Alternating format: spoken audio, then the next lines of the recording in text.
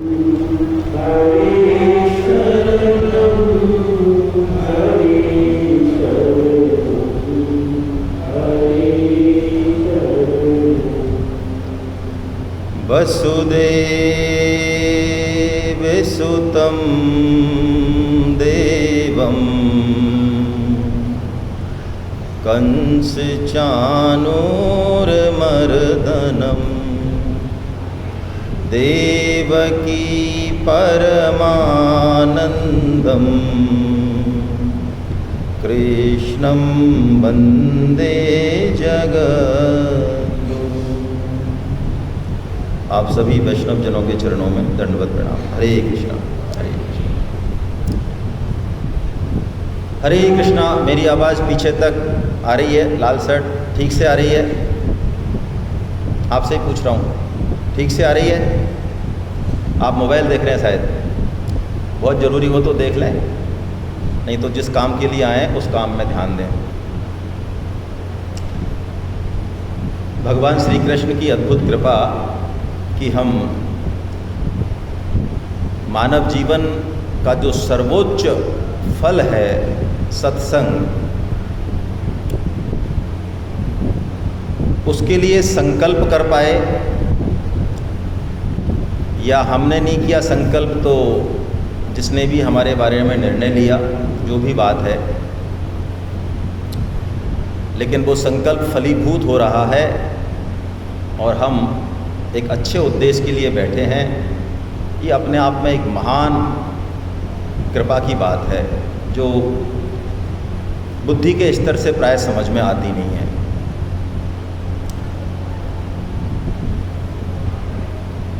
मैं आपसे दो निवेदन करूंगा। एक तो ये सेमिनार कोई प्रवचन नहीं है, ये वन वे डायलॉग भी नहीं है। मैं चाहूँगा कि आप इसमें पूरी तरह से इन्वॉल्व हों, अपनी शंका समाधान के माध्यम से, अपने सजेशंस के माध्यम से इसमें पार्टिसिपेट्स करें। आपके विचारों का हम स्वागत करते हैं। ऐसा नहीं हो कि यहाँ पे एक डायरेक्शन पास हो गया और 2 दिन हमें जो है बस सुनना है जो कहा जा रहा है। नहीं, इसको 2 वे डायरेक्शन बनाए, इसमें इन्वॉल्व हो। दूसरी चीज़, यहाँ पर जो भी वक्ता अपनी बात कहेगा वो उसकी खुद की नहीं होगी। मैं अपनी मन बुद्धि से गीता के बारे में क्या समझता हूँ, मेरे विचार से, मेरी समझ से, मेरे अनुभव से क्या ज़िंदगी के मायने हैं, क्या गीता के मायने हैं, इस तरह की बातों को यहाँ कोई तवज्जो नहीं दी जाती। मेरा दिमाग और मेरी बुद्धि मेरे लिए है, वो सबके लिए काम की हो ये कोई ज़रूरी नहीं है। परम श्रद्धे स्वामी रामसुखदास जी महाराज का नाम आप में से ज़्यादातर लोगों ने सुना ही होगा। कितने लोगों ने उनका नाम सुना है? बहुत कम लोगों ने सुना है। 105 साल तक इन्होंने भगवत गीता के ऊपर बोले हैं, ये अहरनिश बोले हैं, और इतना बोले हैं, इनका लोगों को सन्मार्ग पर लगाने की इतनी ललक थी कि यदि ये किसी दिन उपदेश नहीं कर पाते थे, कोई इस तरह का प्रोग्राम नहीं होता था, तो उस दिन वो अन्न का एक दाना भी ग्रहण नहीं करते थे। और उनकी निष्कामता अपने आप में एक हाइट है कि जो शख्सियत 100 साल से अधिक समय, 95 साल से अधिक समय पब्लिक फिगर में रही हो, पब्लिक में रही हो, उसका एक फ़ोटो भी अभी अवेलेबल नहीं है। जबकि गीता प्रेस में उन्होंने अहरनिश डेली सुबह 5 बजे से लेके वो सत्संग जो है प्रवचन देते हैं, लेकिन एक भी फ़ोटो उनका अवेलेबल नहीं है। इतने निष्काम संत हैं। बाकी पैसे और बाकी चीज़ें तो छोड़ ही दें, भेंट वगैरह तो यहाँ जो भी कहा जाएगा गीता के बारे में वो परम श्रद्धे स्वामी रामसुखदास जी के आधार पर बेस्ड होगा, उसी के आधार पे होगा। उन्होंने भगवत गीता की एक टीका लिखी है। आप में से यदि किसी ने पढ़ी हो और नहीं पढ़ी हो तो कृपया आप ज़रूर पढ़ें उसको, और नहीं पढ़ें तो कम से कम खरीद लें। मैं इसलिए इतने ज़ोर से और अधिकार से कह रहा हूँ कि आप सब पूज्य गुरुजन हैं और आपका ये प्रोफेशन ही है। वो 1300 पेज की टीका है, गीता प्रेस से छपती है। और 1300 पेज की जो टीका है उसकी जो कॉस्टिंग है वो मेरे ख्याल से 600 से 700 रुपये है कॉस्टिंग। जो प्रिंटिंग प्रेस का काम करते हैं वो मेरी बात से सहमत होंगे, लेकिन कुछ लोग हैं दुनिया में बेवकूफ़ ऐसे आज भी जो 600 और 700 का माल भी 250 और 200 रुपये में देते हैं। तो गीता प्रेस भी एक काम कर रही है ऐसा, तो उसको आप ले लें, अपने घर पे रखें। वो पढ़े पढ़े भी कल्याण करती है, हालांकि हमें पढ़ा पढ़ा नहीं करना है, हमें उसको पढ़ा पढ़ा करना है। तो जो भी बात यहाँ होगी वो उसके बेस पे होगी।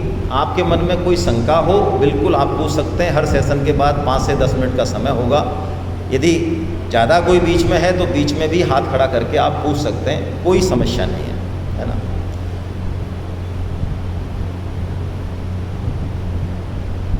सबसे पहली बात, हम ये इस चीज़ पे विचार करें कि भगवत गीता हमारे लिए ज़रूरी क्यों है। आप बिल्कुल सच्ची सच्ची बात बताना भाई, यहाँ हम कोई इसको ऐसा करने तो आए नहीं कि 2 दिन का प्रोग्राम है जैसे तैसे करना है पड़ा। इसको एंजॉय करें, इसमें इन्वॉल्व हों। बिना गीता के अभी तक की जो ज़िंदगी है ये कटी रही है ना, बढ़िया आराम से खा रहे हैं, पी रहे हैं, कमा रहे हैं, समाज में इज्जत है, दिमाग से जो काम कर रहे हैं बढ़िया ही कर रहे हैं। तो कहीं ऐसी ज़रूरत लगी क्या आपको जीवन में किसी को भी के साथ भगवत गीता के बिना हमें नींद नहीं आ रही है? बड़ी ज़रूरत है भगवत गीता की हमारी लाइफ के लिए, हमें पढ़नी ही है चाहे कुछ भी हो जाए। चाहे ऐसा कोई है आप में से? मैंने आपसे कहा आप रेस्पॉन्ड करें प्लीज़, हाँ या ना। भाई आप जो भी 50-60 साल के हैं, 70 साल के हैं, 30 साल के हैं, कभी ऐसा फील हुआ आपको लाइफ में कि हमें भगवत गीता, देखो ये मैडम कितना आराम से मतलब बता रही कि भाई नहीं हुआ हमें फील, इट्स ओके। हमें ऐसा नहीं, हाँ व्हाट्सअप ज़रूरी है, उसके बिना हम शायद 3 घंटे भी हमारे प्राण रहे नहीं रहे, है ना। और भी बहुत सारी चीज़ें हैं दुनिया में जो बहुत बहुत ज़रूरी हैं हमारे लिए, लेकिन भगवत गीता तो निकल ही तो गया टाइम। तो ऐसा क्या है? और कुछ लोग जो होंगे जो थोड़ा सा इंटेलेक्चुअल मोड में रहते हैं वो कहते हैं हाँ भगवत गीता तो इट्स ओके, कर्म किए जा और फल की इच्छा, यही तो है भगवत गीता में, है ना, यही है ना। आपने पढ़ के जाना होगा या किसी रिक्शे वाले से सुना है या पान वाले से सुना है? किसी ने पढ़ के जाना, पढ़ के 700 श्लोक पढ़ के कोई कहे कि हाँ कर्म किए जा फल की इच्छा मत कर, यही है भगवत गीता में, तो उसकी बात मानी जाएगी, कोई दिक्कत नहीं, इट्स ओके। लेकिन पढ़ के नहीं जाना तो फिर तो उस बात का कोई बहुत ज़्यादा मूल्य नहीं रह जाता। मैं आपको एक एनालॉजी पे लेके चलता हूँ, थोड़ा ध्यान दें। किसी चीज़ का निर्माण पहले होता है या उसकी नेसेसिटी का पहले आती है हमारे सामने? बिल्कुल पक्का है। ये हॉल बना तो कुछ विचार से बना होगा कि भाई इतने का एक हॉल बनाया है, या उसमें कुछ प्रोग्राम्स होंगे, कुछ ट्रेनिंग होंगी, कुछ वर्कशॉप होंगे हमारे, इस तरह से बना, या ऐसे ही बना के और फिर कहा कि भाई इसमें गाय बांध दें या भैंस बांध दें, क्या करें यार इसका, ऐसा कुछ है? मकान हम बनाते हैं तो पहले कुछ प्लान होता है या बाद में देखते हैं ये ड्राइंग है, ये देखें यार क्या करना है, बैठना कहाँ है, सोना कहाँ है, ऐसा करते हैं बनाने के बाद? ऐसा नहीं होता ना। तो बहुत स्पष्ट है हम सभी कि किसी भी चीज़ को वो आती बाद में है। बिल्कुल आवाज़ मत करिए भाई, पीछे से जो भी है ना कैटरर्स प्लीज़, मैं निवेदन कर रहा हूँ आपको, बिल्कुल मत बोलिए, आप बिना बोले काम कीजिए। कोई भी चीज़ बाद में आती है, पहले उसकी आवश्यकता होती है, आवश्यकता के बाद चीज़ आती है। कोई भी चीज़ हो, बढ़िया से बढ़िया इलेक्ट्रॉनिक गैजेट्स ले लें, कंप्यूटर ले लें, मोबाइल ले लें, कोई भी चीज़ ले लें, वो चीज़ बाद में आएगी, उसके पहले उसकी आवश्यकता महसूस हुई होगी, तब जाके उसका निर्माण हुआ होगा। और वो जो चीज़ आती है, प्राय जैसे मोबाइल का उदाहरण ले लेते हैं, तो उसके साथ एक यूजर्स मैनुअल आता है, चाहे हम उसको पढ़ें चाहे ना पढ़ें, लेकिन आता है सब चीज़ों के साथ, इलेक्ट्रॉनिक गैजेट्स के साथ तो आता ही है कम से कम। उसमें क्या होता है, उसमें डूज एंड डोंट्स होते हैं। जैसे फ्रिज लेके आए आप, रेफ्रिजरेटर लेके आए, तो उसमें डूज हैं भाई, इसको ऐसे करना है, ऐसे करना है, फ्रीजर को टाइम पे ही खोलना है, अदरवाइज ज़्यादा देर नहीं खोलना है, बर्फ़ निकालो, है ना। तो जनरली हम सब लोग उस डूज एंड डोंट्स को फॉलो करते हैं, जनरली करते हैं, चाहे हमने पढ़ा है चाहे नहीं पढ़ा, हमें पता चल गया, हम फॉलो करते हैं, इट्स ओके। तो मैं आपसे पूछना चाहता हूँ, हम उसको फॉलो क्यों करते हैं? कोई भी ऐसा नहीं करेगा कि भाई मेरे घर में मेहमान आ गए, अब मेरा एसी तो काम कर नहीं रहा है, तो ऐसा करता हूँ फ्रीज को ले आता हूँ और इसका जो आइस वाला जो पोर्शन है उसको खोल देता हूँ और कम से कम कमरा ठंडा हो जाएगा। ऐसा हो सकता है? ऐसा हम नहीं करते ना। ऐसा कोई करेगा तो क्या कहेंगे? उसको मूर्ख कहेंगे। तो प्राय हम डूज एंड डोंट्स का पालन क्यों करते हैं? एनीबडी? आप सब जानते हैं, प्लीज स्पीक। हाँ बोलिए आराम से।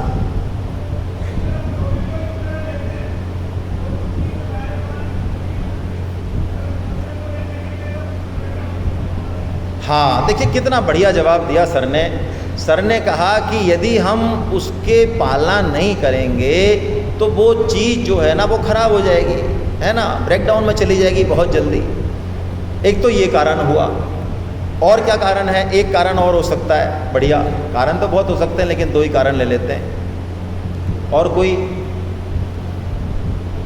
ब्रेकडाउन में चली जाएगी तो जिस चीज़ का, जिसके लिए वो चीज़ लाई गई है उस उद्देश्य की भी पूर्ति नहीं होगी। अब देखिए दुनिया में जितने भी यंत्र हैं, बड़े से बड़े क्लिष्ट, बड़े से बड़े अच्छे, उन सब में यदि अद्भुत है आज भी और उसका कोई सानी नहीं है, वो ये मनुष्य शरीर है जो हमें मिल गया है। वैज्ञानिकों ने कितना भी इसके बारे में रिसर्च कर ली हो लेकिन अभी भी ब्लैंक ही हैं, बिल्कुल लगभग ब्लैंक हैं। जैसे कि मैं उदाहरण दूं, ब्लड का सारा कंपोजिशन साइंटिस्ट को पता है, 1.001 भी क्या है ये भी पता है, प्लाज्मा है क्या चीज़ है, बना सकते हैं। इसमें मेरा ब्रदर न्यूरो सर्जन है, वो कहता है भैया ये जो है, ये जो सबसे इसमें क्लिष्ट है, आज हमें ये पता है कि यहाँ पे एक 6 नर्व पाल्सी है, इसको ठीक करेंगे तो आँख में वो आ जाता है, इससे ये पैर की नस है, इसका यहाँ पे कनेक्शन है, बाकी अंदर क्या है इसमें ये आज भी किसी को नहीं पता। ये कैसे काम करता है वो तो छोड़ो, जैसे कि पावर के बर्तन में 1 किलो घी भर दें ना हम, पावर के बर्तन में ठसा के, ऐसे ये है मस्तिष्क है। इसकी सारी कार्यप्रणाली आप देखो ज़बरदस्त है ना। अभी गर्मी लग रही है तो हमारे ये रोम्स खुल जाएंगे, पसीना बाहर निकल जाएगा। और मान लो हम स्विमिंग पूल में जाएं तो अंदर पानी आ जाएगा इसमें से, है ना, स्विमिंग पूल में से अंदर घुस जाएगा पानी, है ना। ऐसा नहीं होगा। एक बाल, साइंटिस्ट कहते हैं एक बाल यदि हमारा मिल जाए तो हमारी 7 पीढ़ियों का रिकॉर्ड आ जाता है। 7 पीढ़ी का, 7 पीढ़ी वो कैसे होंगे, क्या नेचर होगा, इतना तक एक उसमें भरा हुआ है सिस्टम। ये छोड़ो, प्रकृति की हर चीज़ अद्भुत है। आर्ट ऑफ लिविंग का नाम आपने सुना होगा। श्री श्री रविशंकर जी एक बार एक कैरेबियन द्वीप में गए। कैरेबियन द्वीप मतलब समुद्र के बीच में एक टापू था, जहाँ पे वहाँ पे सबसे बड़ी समस्या होती है कि वहाँ पे अथाह पानी होता है लेकिन पीने का पानी नहीं होता। जैसे बाढ़ में अथाह पानी होता है लेकिन फिर भी लोग प्यास से मरते हैं। तो वहाँ पे एक बहुत बड़ी फैक्ट्री लगा रखी थी जो उनको लेके गए। कोई 800 मीटर की लंबी फैक्ट्री थी जिसमें कि समुद्र का पानी इनटेक हो रहा है और उसको घुमा के सारा करा के जो भी प्रोसेस है फिर आउटलेट पे पानी निकल रहा है। और वो पानी कैसा है पीने में? पीने लायक है, पी सकते हैं, बाकी बहुत अच्छी क्वालिटी का नहीं है। तो दिखाया उन्होंने। तो वो फैक्ट्री से जब बाहर निकल रहे, समुद्र किनारे आए, समुद्र के पास ही थी फैक्ट्री, तो वहाँ पे एक नारियल का पेड़ था। तो श्री श्री जी ने पूछा कि भाई इस नारियल का पानी कैसा है? तो उन्होंने कहा साहब बहुत मीठा है। इनटेक क्या है उसका? मोटर कितने हॉर्स पावर की है? इन्वेस्टमेंट इनिशियल कॉस्ट कितनी है? 1 करोड़ 5 करोड़। ये चमत्कार हमारे सामने है। मनुष्य शरीर अद्भुत है, लेकिन हमें चूंकि समस्या क्या है कि हमें ये मिल गया है और हमें नहीं पता कि इसके पीछे प्रोसेस क्या है मिलने का, इसलिए हमें इसकी इम्पोर्टेंस नहीं पता। ये उसी तरह से है याद करो सज्जनों, आपके ज़माने में कुछ पुराने लोग दिख रहे हैं मुझे 50+, आपको यदि साइकिल मिलती थी ना, साइकिल, तो उसी दिन दिवाली होती थी, दिवाली। और ये भी चांसेज है कि शायद 5-7 दिन तो उस साइकिल पे जब घूम रहे हैं, कैंची मार कर रहे हैं, हाथ पैर तोड़ा रहे हैं, तब भी रात को हो सकता है सपने में वो साइकिल ही आ रही हो, है ना। आजकल आज के बच्चों को हम साइकिल छोड़ो कार दे दें तो क्या आपको लगता है उसमें एक्साइटमेंट है उतना? जो फैसिलिटी, मैं तो साइकिल बड़ी बात हो गई, ये टेबल जिस पे हम काम कर रहे हैं अभी, मैं आपको बिल्कुल रियल घटना बता रहा हूँ। मेरे साथ का एक मुकेश गुप्ता जो अभी RSV में है, हम साथ साथ पढ़ते थे, तो हमारे घर में टेबल आई एक दिन, टेबल और कुर्सी आई। मेरे अंकल डॉक्टर थे तो उन्होंने टेबल कुर्सी भिजवा दी। तो जिस दिन टेबल कुर्सी आई, ये बात होंगी 82 की, है ना, मैं कोई बनी बनाई या सुनी सुनाई बात नहीं कर रहा हूँ, 82 की थी। तो उस दिन जब मुकेश मेरे घर आया तो प्राय हम लोग 3 से 4 घंटे पढ़ते थे, उस दिन 6 से 7 घंटे पढ़े। और जब वो मुकेश जाने लगा, मुझे अभी भी याद है, उसने ऐसे इस टेबल को ठोका एकदम बहुत ज़ोर से, और उसने कहा, यार ऐसी टेबल यदि मेरे घर पे हो तो मैं स्कूल टॉप करके दिखा दूँ।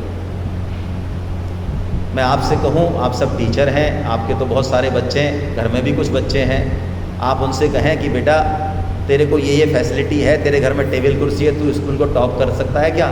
तो वो कहेगा, व्हाट आर यू जोकिंग यार मम्मी, क्या तुम क्या मतलब रिलेवेंट बातें कर रहे हो यार, ये टेबल कुर्सी का क्या मतलब है यार टॉप से? बिल्कुल यही मूर्खता हम भी कर रहे हैं।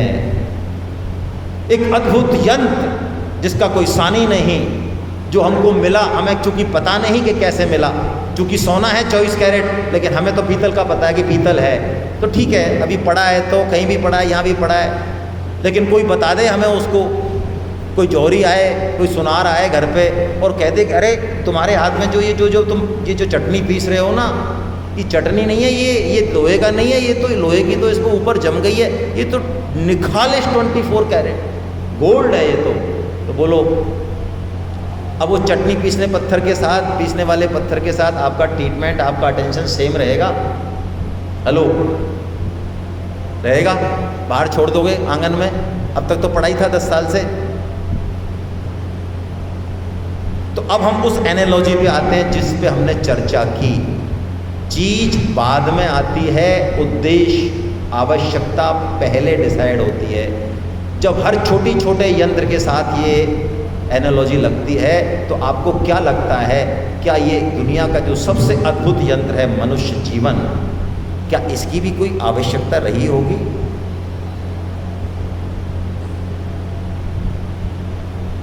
और रही होगी तो हम जाके किससे पूछें?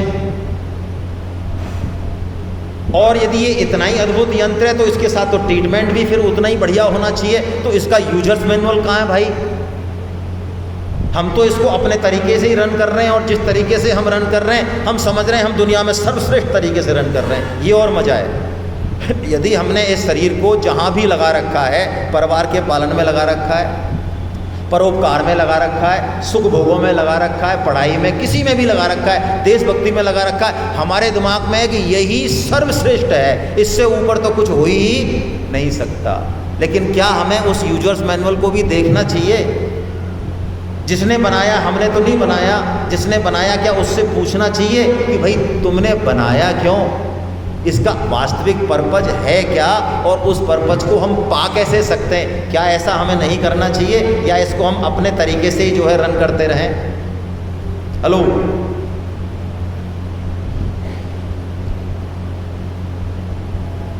जब बहुत इम्पॉर्टेंट चीज़ हमको बिना रगड़ के मिल जाती है, बिना संघर्ष के मिल जाती है, तो ये मानव स्वभाव है कि वो उसकी कद्र नहीं करता। ये पक्की बात है। आपके घर में भी कोई विद्वान बैठे हों, लेकिन चूंकि 24 घंटे अवेलेबल हैं, उनसे मिलने के लिए आपको अपॉइंटमेंट नहीं लेना पड़ता, नाप नहीं करनी पड़ती, तो आपका उनमें उतना भाव हो जाए, ये आसान काम नहीं है। मनुष्य जीवन बहुत दुर्लभ है। तो पहले तो हम ये जाने कि क्या वास्तव में ये सोना ही है, क्योंकि जिस दिन आपको पता चल गया कि ये सोना है, ये लोहा नहीं है जिससे मैं चटनी बना रहा हूँ। फिर आपको किसी गीता सेमिनार की ज़रूरत नहीं पड़ेगी। क्या आपको ज़रूरत पड़ती है कि आप सोने की चैन को कहाँ रखें? इसके लिए आप कोई वर्कशॉप में जाते हैं? आपके सोने के जो बिस्किट हैं आपके पास कितने, मैं ये नहीं पूछ रहा हूँ, लेकिन जो भी हैं आपको दिख रहे होंगे यहीं से ही, है ना, वो किसी को बताना मत आप। तो उनको कैसे रखना है, कहाँ रखना है, इसके लिए आप किसी वर्कशॉप में जाते हो क्या? नहीं जाते ना। बहुत टेक केयर करते हो आराम से। ऐसे ही जिस दिन हमें पता लग जाएगा कि ये मनुष्य जन्म बड़ा विलक्षण है, इतना विलक्षण है कि इसका एक एक सेकंड बहुत इंपॉर्टेंट है, जिसको कि हम ऐसे ही बिता रहे हैं। मैं आपको एक कहानी सुनाता हूँ जो हम कर रहे हैं प्राय सभी लोग। एक लकड़हारा था, उसका काम था जंगल में जाता, लकड़ी काटता, उसके कोयले बनाता, क्योंकि कोयले की डिमांड थी उस गांव में, और कोयले बना के और वो कोयले बेचता, जिससे कि उसका काम चल रहा था। एक दिन क्या हुआ, जब वो लकड़ी काट रहा था, अपना भोजन लेके गया, तो एक राजा आया, शिकार खेलते हुए भटक गया वो। तो वो आया तो वो लकड़हारा देखा उसने जंगल में, तो उसने पानी वानी पिलाया उसको, थोड़ा खाना वाना खिलाया, तो इतना भूखा था, प्यासा था कि उसको मज़ा आ गया। तो उसने कहा कि ऐसा है, तुम अपना, उसने एड्रेस दिया कि तुम कभी मेरे पास आना, मैं वहाँ का राजा हूँ। तो वो गया, तो उसने उसके गांव के पास एक चंदन का बाग था। किसका? चंदन का। वो उसको अलॉटेड कर दिया कि भाई अब तू ऐश कर यार, है ना, तूने मेरी इतनी बढ़िया खातिरदारी की है। अब वो लकड़हारा क्या जाता है चंदन के, अब उसके लिए ठीक हो गया, बढ़िया हो गया। वैसे तो पता नहीं इधर उधर जाता, लकड़ी कहाँ ढूंढता। अब वो चंदन के बाग में एंटर करता, लकड़ी काटता चंदन की, और कोयले बनाता, और कुछ समय बाद राजा आया ऐसी टहलता हुआ, उसने देखा भाई अब तो मौज हो गई होगी उसकी लकड़हारे की, मैंने चंदन का बाग दे दिया। तो देखा तो कोई ज़्यादा फर्क पड़ा नहीं उसकी लाइफ में, वो ऐसे की। उसने कहा भाई कर क्या रहे हो तुम ये? उसने कहा महाराज बड़ा अच्छा हो गया मेरे लिए, मैं आराम से चंदन के बाग में जाता हूँ, मन में आज दिन लकड़ी काटता हूँ और बढ़िया कोयले बना के और बेचता हूँ, है ना। राजा ने कहा अरे तूने सत्यानाश कर दिया भाई, अरे ये चंदन है, चंदन, एक इतने सा घिसने का भी लाएगा वो 150 रुपये का, भाई तूने कोयले बना दिए इसके, है महाराज ऐसा, ये इतनी कीमत है इसकी, ये क्वालिटीज हैं इसकी। 84 लाख योनियों में, चाहे कोई भी योनि हो, हर योनि में विषय सुख अवेलेबल हैं। अभी जो हम खाने में, जलेबी खाने में, पोहे खाने में, और खाने छोड़ो सोने में, सेक्स करने में, मान बढ़ाई में, जितना भी बड़े से बड़ा सुख, यौन सुख तक जो भी हम लेते हैं, सारे सुख सारी योनियों में विराजमान है। और बल्कि साइंस की माने, वैज्ञानिकों की सुने तो जितना सुख हमें आता है इन सारी क्रियाओं में, उससे ज़्यादा सुख जानवरों को आता है। और मैं स्पष्ट रूप से अपनी बात कहूँ, आपको सुनने में कड़वी लगेगी लेकिन भाषा यही है शास्त्र की। 56 भोग व्यंजन हम खाएं, मनुष्य जो अपने आप को बड़ा इंटेलेक्चुअल समझते हैं, उसके खाने में जितना उसको आनंद आएगा, और विष्ठा भोगी सुअर क्या खाता है? वो विष्ठा खाता है, उसका आनंद हमसे बेहतर है खाने में। और ये बात आपको अटपटी लग रही हो तो मैं आपसे कहूँ कि विष्ठा भोगी सुअर विष्ठा जब देखता है तो भागता है या बड़े अनमने मन से खाता है? भाई टेंशन हो जाती है उसको कि अरे यार ये क्या खाना पड़ेगा, ऐसा है, या वो भागता है? हेलो भाई, आप तो मुझे ऐसा लग रहा है कहीं यूरोप से आए दिखते हैं, या सुअर बोर होते नहीं है शायद, है ना? ऐसा है क्या जामडोली वाले? ये पहली सेमिनार है जिसमें मुझे बिल्कुल ऐसा दिखाई दे रहा है जैसे कि कोई आपको स्टैचू कर दिया गया हो। अच्छा, आप में से सही सही हाथ बताएं। मेरी थोड़ी सी बोलने की आदत है और वो भी बहुत स्पष्ट रूप से, परिणाम चाहे अच्छा नहीं हो। आप में से ऐसे कौन हैं, रियल बताना भाई, सच्ची बात करना प्लीज़, मेरा हाथ जोड़ के निवेदन है, जो अपने मन से आए हैं यहाँ पे इस सेमिनार में। चलिए, जब यहाँ से सोफ़े से ये सोफ़े खाली हो जाएंगे फिर मैं इस क्वेश्चन को दोबारा पूछूंगा, है ना। जब ये सोफ़े यहाँ से खाली हो जाएंगे तब इस क्वेश्चन को मैं दोबारा पूछूंगा। और यदि जो आपने हाथ उठाए यदि ऐसा ही है तो मेरा आपको प्रणाम है ना, लेकिन मुझे डाउट है अंदर से काफ़ी। विष्ठा भोगी सुअर को हम सब जामडौली वाले, हम तो वैसे ही सारे आचार्य हैं यहाँ, गुरुजन हैं, बहुत बड़ी जिम्मेदारी है, बहुत गर्मा का काम कर रहे हैं, बड़े खुशकिस्मत हैं हम लोग, हमारे पीछे हजारों लोगों का भविष्य जुड़ा हुआ है भाई। तो हम तो समझाने में भी बड़े माहिर लोग हैं। तो हम सब ये 150 लोग चलें किनके पास, उन भाई साहब के पास, और उनको समझाएं कि यार आप ये क्या, मतलब क्या कर रहे हो आप, ये क्या खा रहे हो आप, दौड़ रहे हो इनके पीछे यार, आप पधारो थोड़ा जामडोली आओ और वहाँ पे बढ़िया जो है अच्छा नाश्ता है और खाना भी अच्छा ही मिलेगा। इस तरह से नाश्ता मिला है तो उम्मीद करते हैं खाना भी अच्छा ही मिलेगा। तो क्या लगता है आपको उनकी बात समझ में आएगी? हेलो, नहीं आएगी ना? तो शास्त्र कहते हैं और संत चीख रहे हैं कि जिन सुखों में, उस यौन सुख में, उस मान बढ़ाई के सुख में, उस खाने के सुख में, जिसको कि हमने सर्वोच्च सुख मान रखा अपनी लाइफ का, हम कुछ भी सुनने को तैयार नहीं है। ये विष्टा सुख से भी गया बीता है, इसके लिए नहीं बने हैं हम। अरे इससे अनंत गुना एक सुख है जिसको कि हम प्राप्त कर सकते हैं। तो भाई बात समझ में आती है क्या? नहीं आती है तो हम पहचान लें कि हम हैं कौन,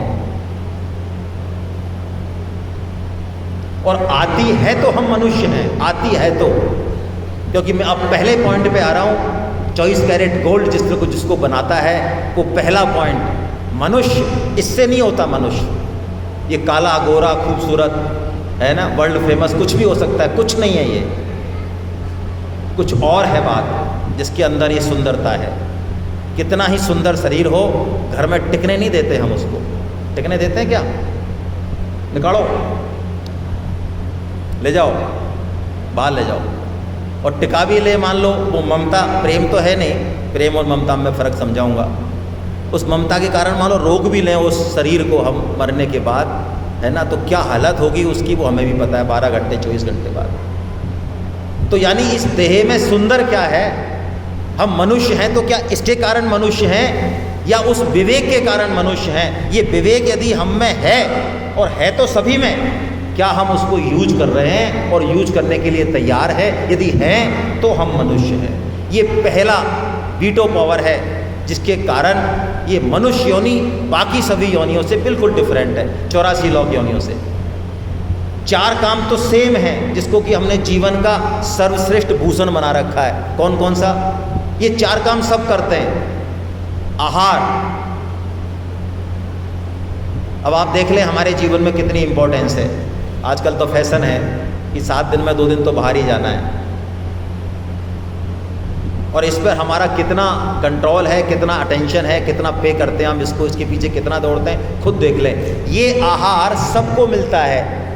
हम जो मनुष्य हैं, पढ़े लिखे, बहुत मेहनत करके, बड़े एटिकेट से डाइटिशियन वगैरह दुनिया भर का करते हैं ना हम सारी चीज़ें। अब मैं रिजल्ट पे आता हूँ। आप में से कितने लोग हैं जिनको डायबिटीज़ है, बीपी, हार्ट प्रॉब्लम्स, घुटने की प्रॉब्लम्स, और भी दुनिया भर के, है ना, बहुत होंगी, मत हाथ उठाओ, मुझे पता है। अच्छा, आपने किसी भैंस को सुना कि बड़े घुटनों में पेन हो रहा है साहब? और आजकल इनको देखता हूँ तो अटैक आ रहा है, मेरा अटैक, ऐसा थोड़ा डिप्रेशन में है। इस चिड़िया को कि चील उड़ गई मेरे सामने से, अरे चील उड़ गई, चील, तो मैं तो मर गई भाई, मर गई मैं तो। फिर IIT में हो गया, हम तो आत्महत्या करेंगे, अब हमारा तो इसमें भी नहीं हो रहा है, हमें तो आत्महत्या करनी है। फिर IIT में हो गया, हमें तो आत्महत्या करनी है। बोलो, ये सारी बीमारी, डायबिटीज, हार्ट अटैक, घुटने की प्रॉब्लम, ये डिप्रेशन, बोलो जानवरों में है? बोलो बेहतर है हमसे? अरे बोलो बेहतर है? आहार के मामले में बेहतर है कि नहीं? मैंने आपको प्रूव करके भी दे दिया कि यदि आपका विवेक डाउन है तो आपको इंद्रिय में रस ज़्यादा आएगा। विष्ठा खाने में सुअर को हमसे 56 भोग से ज़्यादा मज़ा आता है। ये बात मैं आपको प्रूव भी करके बता सकता हूँ। यदि आपका अपलिफ्टमेंट हो जाए, थोड़ा सा भगवान की तरफ रुझान हो जाए, शरीर संसार से थोड़ा सा वैराग हो जाए, आपको यदि हैजा हो जाए तो, क्योंकि बुढ़ापे में प्राय होता है, तो आप देखते हैं फिर आपका खाने में या पहनने में बहुत ज़्यादा रस। आप में से इतनी माताएं बहनें बैठी हैं, कईयों के पति ऐसे होंगे, उनको यदि आप पूछें कि भाई क्या बनाना है, हाँ बना दो। लौकी बना दें, हाँ बना दो। बटर पर, हाँ बना दो। अरे कि कुछ ही बना दो यार इनको। मतलब उनका बहुत ज़्यादा कोई उसमें लेना देना है नहीं। और एक ऐसा हो सकता है, एक ऐसा भी केस हो सकता है, क्या बनाया है, आलू खाऊंगा ही नहीं मैं खाना आज, भिंडी चाहिए मुझे, एक ये भी केस है, एक ये भी केस है ना। तो प्रूव हो गया कि यदि हम ऊपर उठेंगे तो ये आनंद नहीं रहेगा। तो आहार के मामले में हम पशुओं से श्रेष्ठ नहीं है भाई। समझदार वो है जो मान ले, जान ले चीज़ को, एक्सेप्ट कर ले हिम्मत से। आहार, अब निद्रा, दो काम, दूसरा बहुत बड़ा काम हमारे लिए। ओहो, तो भाई एक चीज़ बताओ, हमने एक कहावत सुनी है कि नींद ना देखे टूटी खाट और भूख ना देखे बासी भात। अच्छा, आपने बहुत बढ़िया बेडरूम बनाया है, सपोज किसी के पास ज़्यादा पैसे हैं तो, और 1 लाख का गद्दा भी खरीद लिया, तो उस पर सोते हुए आपको रात भर ऐसा पता रहता होगा कि अरे मज़ा आ गया यार, 1 लाख का गद्दा है अंदर नीचे, ऐसा रहता है। अच्छा, आपके 1 लाख के गद्दे पे यदि ऐसी फीलिंग आए रात में, तो बताओ आपका गद्दा वो सही है बेकार है?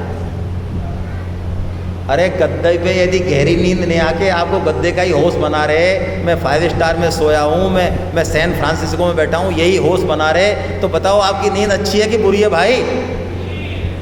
बुरी है। अरे तो पशु भी बड़े आराम से सोते हैं। और मेहनत करो इस शरीर पे, डालो थोड़ा सा वजन है, तो देखो फिर क्या बढ़िया नींद आती है। सारे गद्दे बद्दे किस पे सोए, क्या लेना देना है। तो निद्रा के मामले में भी हम उनसे श्रेष्ठ नहीं है। तीसरा, आहार, निद्रा, भय, सिक्योरिटी अरेंजमेंट्स, कि भाई साहब कितना पैसा है, आपके लिए काफ़ी क्या, मेरे लिए तो काफ़ी है, लेकिन ये मूर्ख राज भी तो आ गए ना। कौन? अरे ये बच्चे कुछ नहीं समझते हैं भाई साहब, ये मूर्ख हैं, हम थोड़े से इंटेलिजेंट टाइप के हैं, ये पता नहीं ये कैसे जिएंगे, इनके लिए भी थोड़ा सा मेरे को, हाँ, और फिर इनके और भी मूर्ख आएंगे तो उनके लिए भी कुछ कर रहा हूँ। मेरा परिवार कैसे सुरक्षित रहे, मेरा शरीर कैसे अच्छा रहे, ये जो भी है सब ये बना रहे, क्योंकि जो 100 साल पहले के शरीर थे वो भी अभी बने हुए हैं, है ना। हाँ, मुंडी हिल रही है।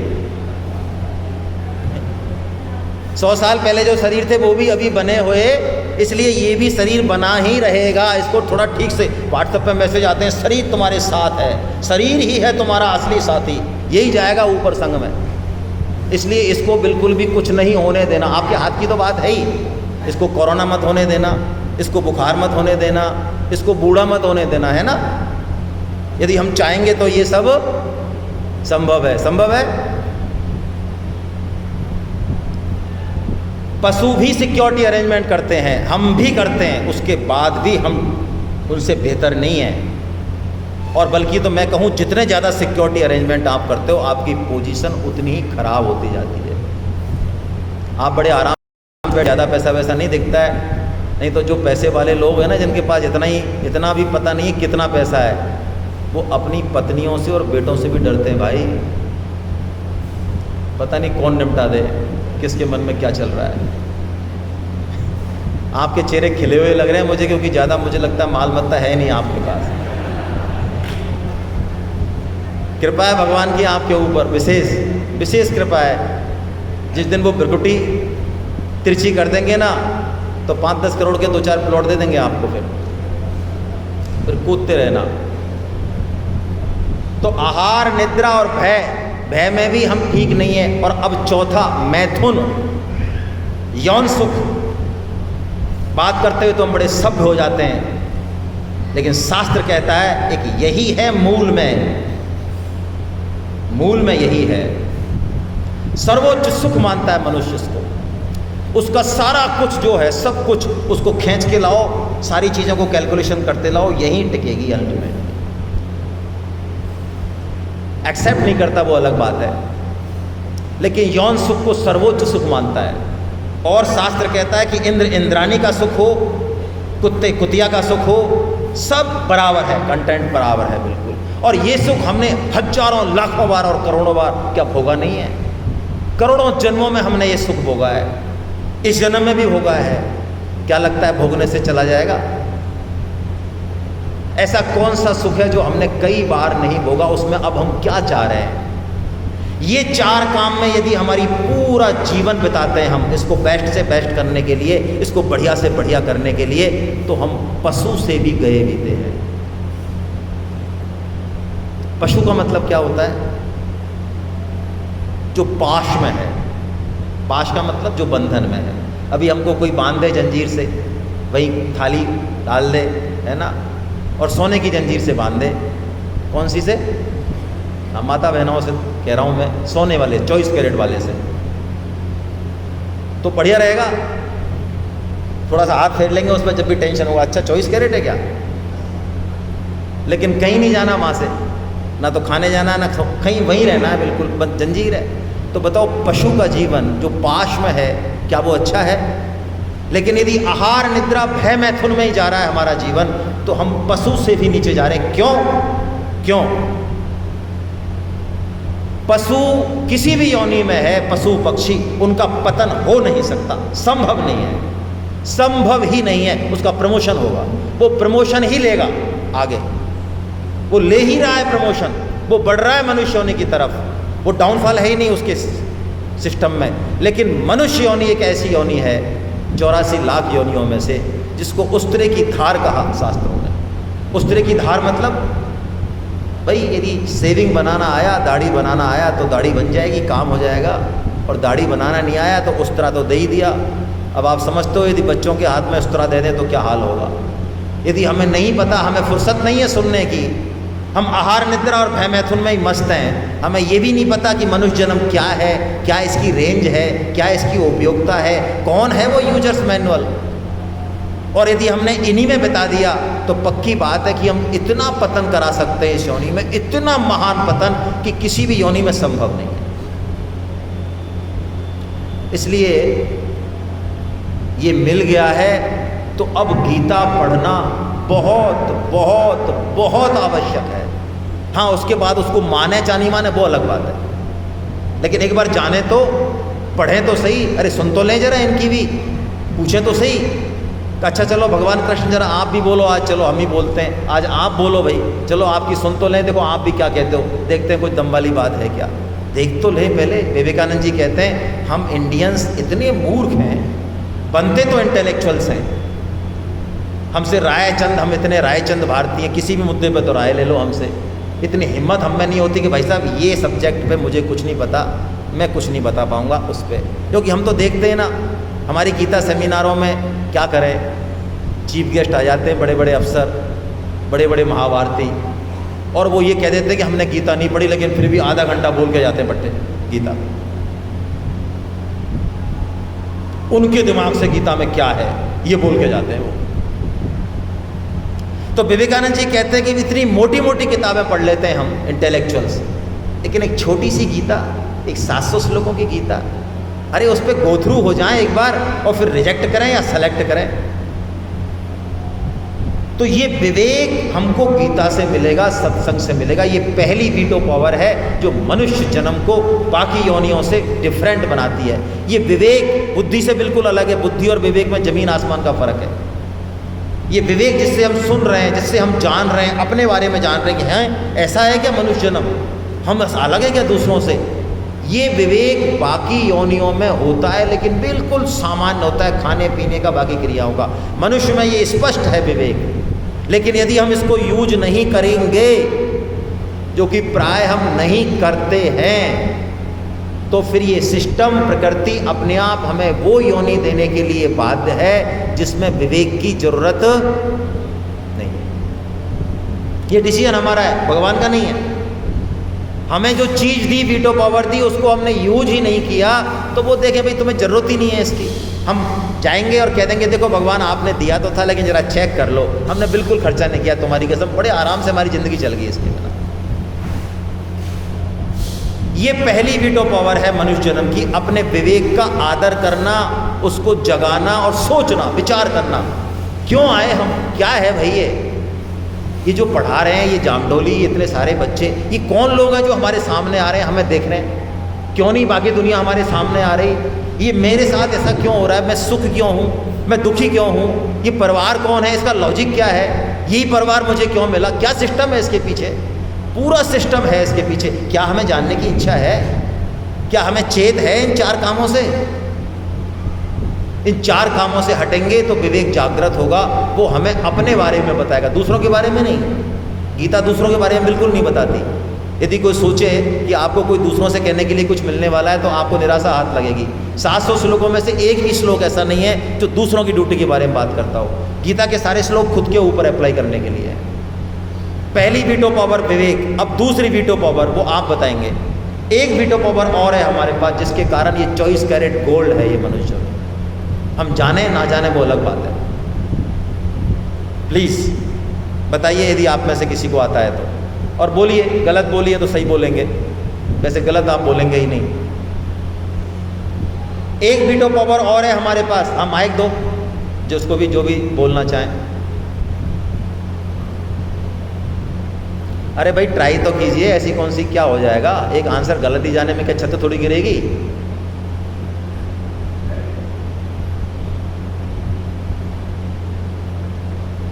आप ऑन वॉन मत कीजिए, बोलना चालू कीजिए, आप ऑन करके दीजिए भाई, इस चीज़ में समय खराब मत कीजिए बिल्कुल, है ना। ऑन करके आप बोलिए बस इसमें सीधा।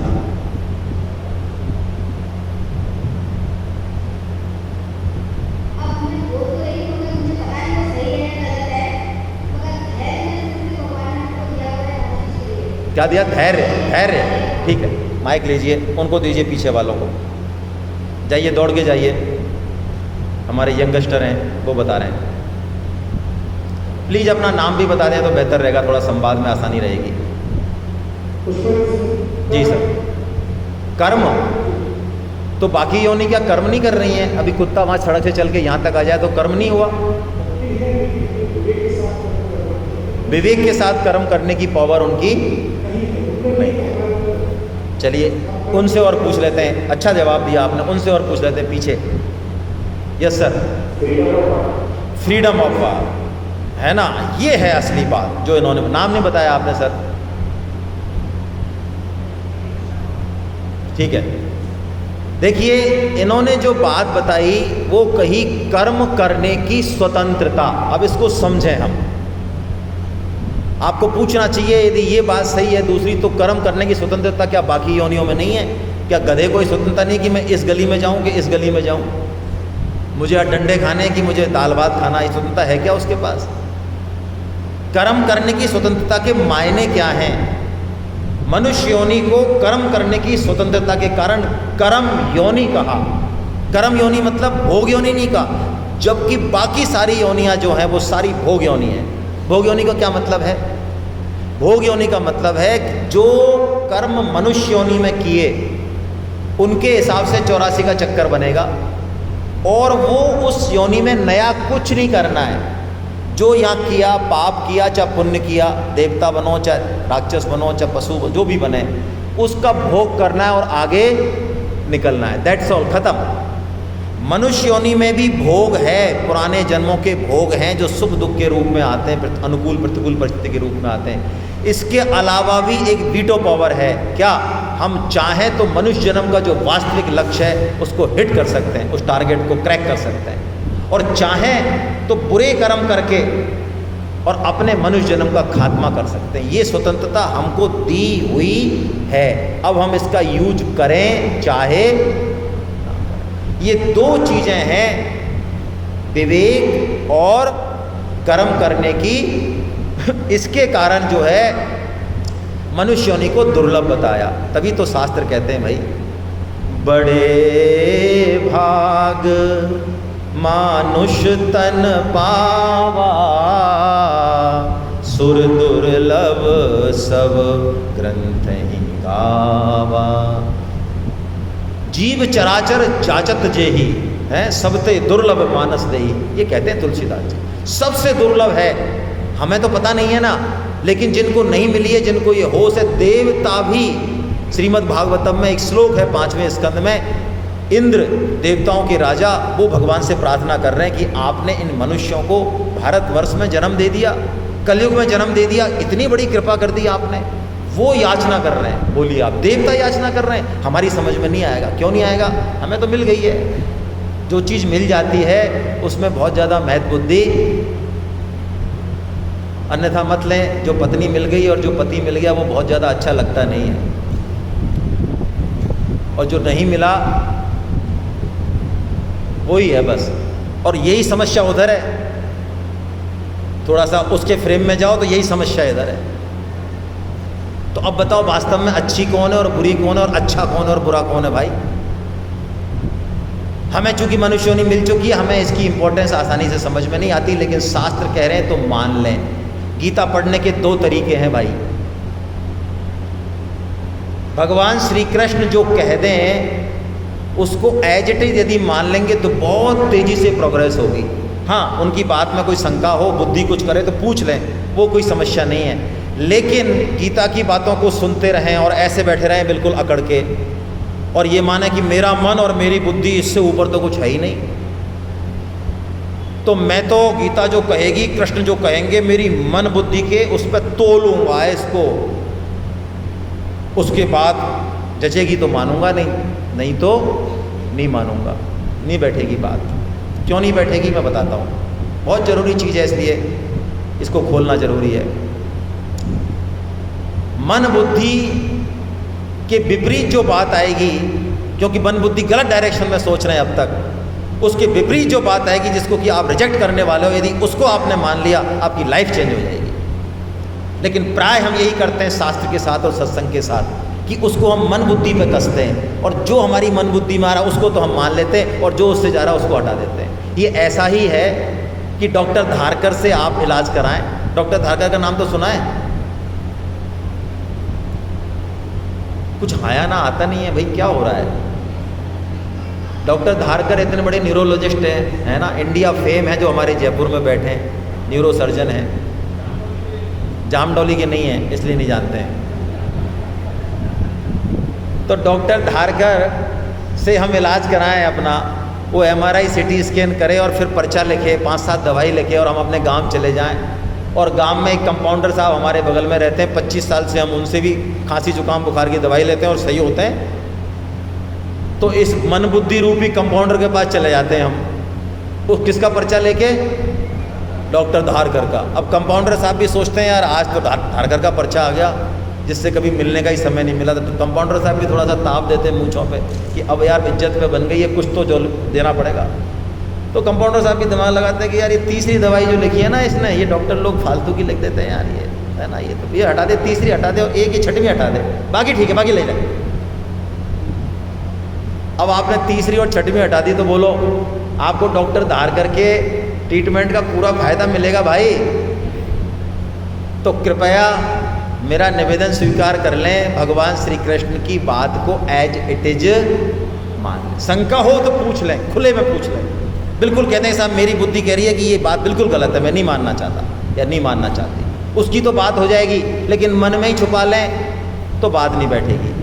3 कृपा हमारे ऊपर हो गई हैं, उसको महसूस करें। सबसे पहले तो गीता में हम आगे बढ़ें उससे पहले 3 कृपा हमारे ऊपर हैं, कृपा को महसूस करना सीखें। भगवान ने हमें इतना दिया है जितने हम योग्य नहीं है, उससे ज़्यादा दिया है, पक्की बात मान लो आप, पक्की है ये। मनुष्य जन्म मिल गया हमको, और मनुष्य जन्म के बारे में भी कहते हैं भारतवर्ष में और कलयुग में, क्योंकि कलयुग में बहुत आसान है उद्धार होना।